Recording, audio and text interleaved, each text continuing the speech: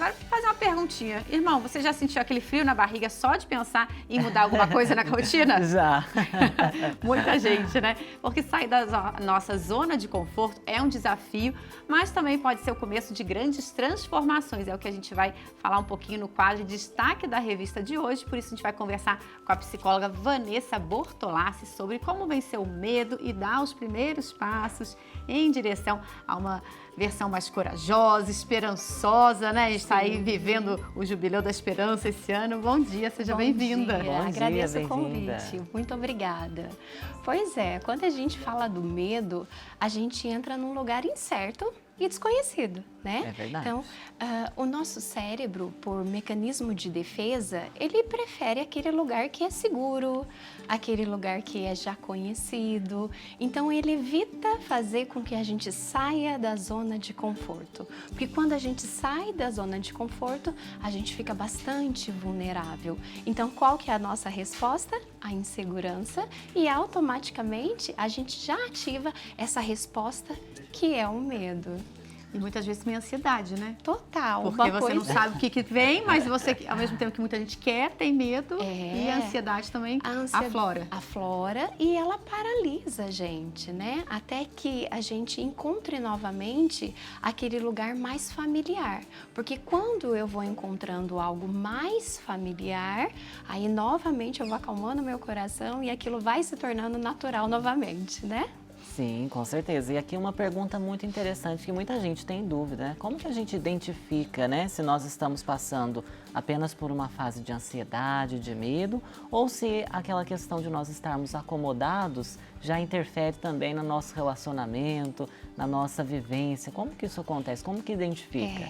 É porque, na verdade, a acomodação, ela é a estagnação. Né? Então, a gente precisa fazer algumas perguntas para a gente mesmo. Eu estou feliz nessa condição? Isso vai me dar novos frutos? Né?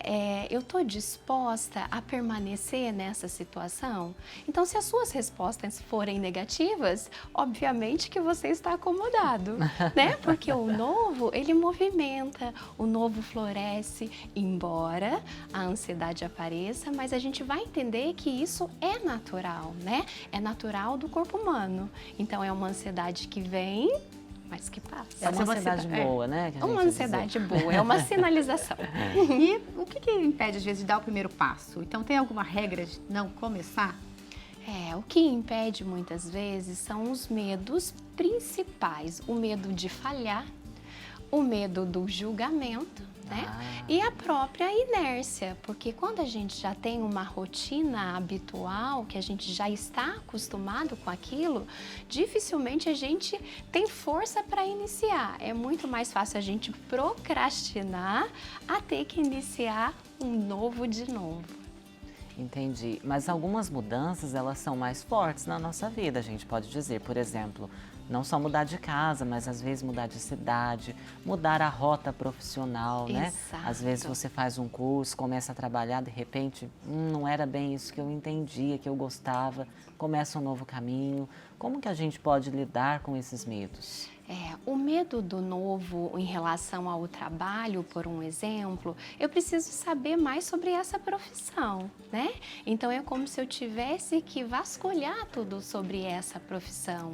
Se eu falo de um medo de mudar de cidade, eu preciso deixar essa nova cidade mais familiar, né? Tomar um café numa mesma padaria, andar nas ruas, para que aquilo fique mais familiar para mim quando, de repente, eu ando num caminho diferente, onde eu não conheço ninguém, é tudo muito assustador, né? Então, quando a gente começa a repetir esses hábitos, o meu cérebro vai começar a entender, opa, estou no lugar seguro de novo. Muito bom. Vanessa, a gente tem um depoimento para a gente entender um pouquinho sobre isso Claro. da Bruna, que depois de um tempo ela resolveu retomar os estudos e venceu o medo. Olha que e coisa foi em frente. boa. Vamos conferir. Lá. Durante muito tempo eu fui guiada pelo medo. Fui guiada pela insegurança, o medo do que seria novo. Eu vivia presa numa rotina e eu confesso que enfrentar não foi fácil. Ele ainda existe, ele faz parte do meu dia a dia, mas eu tomei uma decisão. Eu escolhi me priorizar escolhi me colocar em primeiro lugar e tentar deixar um pouco o medo, essa insegurança do lado. E com isso foi onde eu mudei os meus hábitos, a minha maneira de pensar. Mesmo sabendo que o medo estava ali, eu quis tentar. E com isso eu voltei a estudar, algo que eu achava que não seria capaz. Eu comecei a praticar atividades físicas, onde eu me encontrei em alguns esportes. E eu confesso que foi a melhor decisão que eu tive. Foi a melhor decisão que eu tomei quando eu decidi enfrentar. Enfrentar literalmente ele. E hoje eu me vejo mais tranquila. Hoje eu me vejo mais tranquila em tudo. No emprego novo, com os novos hábitos, com o novo pensamento, com coragem de enfrentar quando as coisas apertam. E eu percebi que eu sou o resultado da minha coragem. E eu venho aprendendo a cada dia que o medo de mudar, ele, por maior que ele seja, ele nunca vai ser maior do que a minha vontade de ser feliz. E é por isso que eu busco todos os dias o melhor pra mim. Que bacana, né? Sempre todo dia você tentar um pouquinho, né?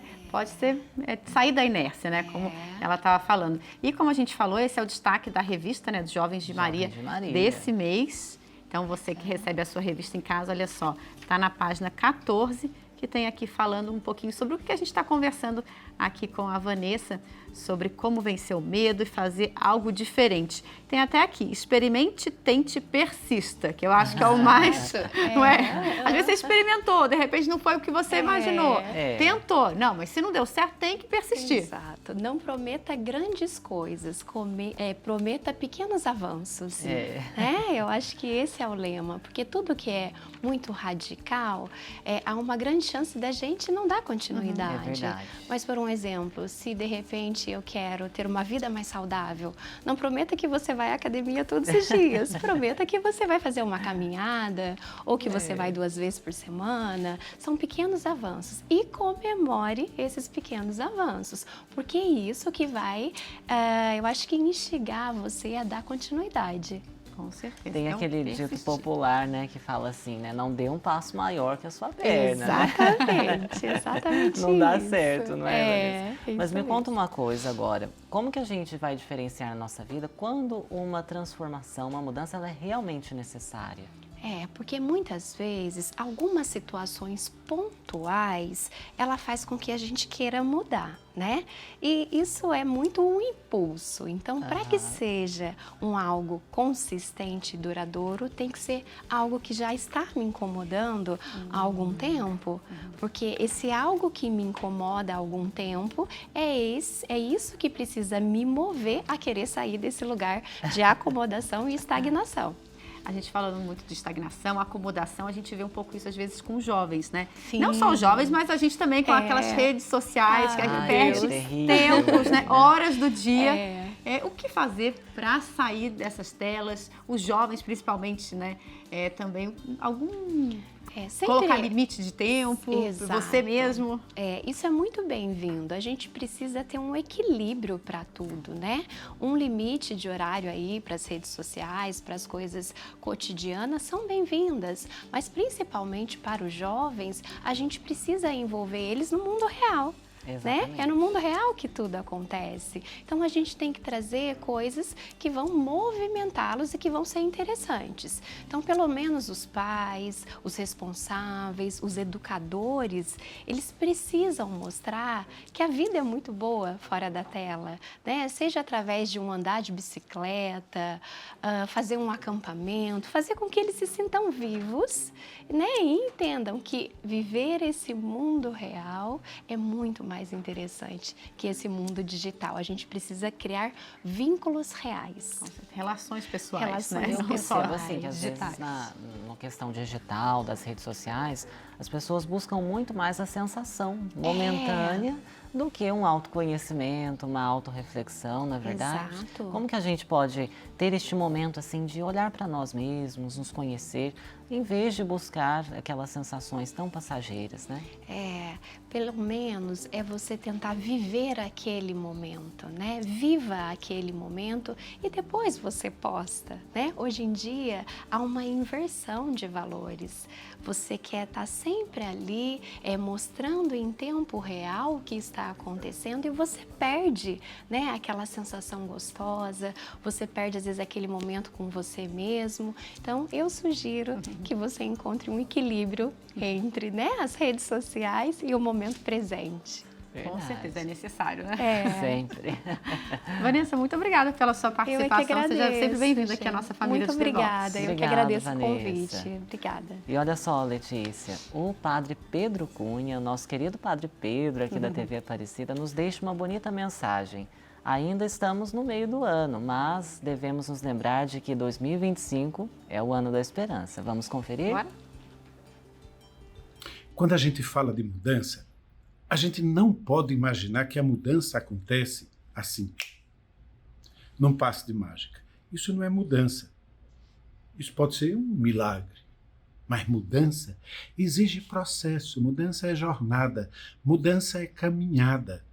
E a gente não pode achar que a mudança acontece sem nossos receios, sem os nossos medos, porque a gente tem medo. Então o que é que a gente faz? Não pense na mudança finalizada, pense na mudança começada. Primeiro passo, depois o segundo passo, o terceiro passo, e assim vai. Quando você perceber, a mudança foi se realizando em você, sem você precisar fazer um grande... Não precisa. Devagar e sempre. Devagar e sempre. A esperança, a gente está vivendo o jubileu da esperança, a esperança nos aponta para aí. O que é a gente ter esperança? Esperançar. É a gente poder olhar para um futuro e ir caminhando devagar para esse futuro. A mágica é só no ilusionismo. A mágica, a ilusão, mudança mesmo, é processo. Passo a passo, pouco a pouco, o caminho se faz.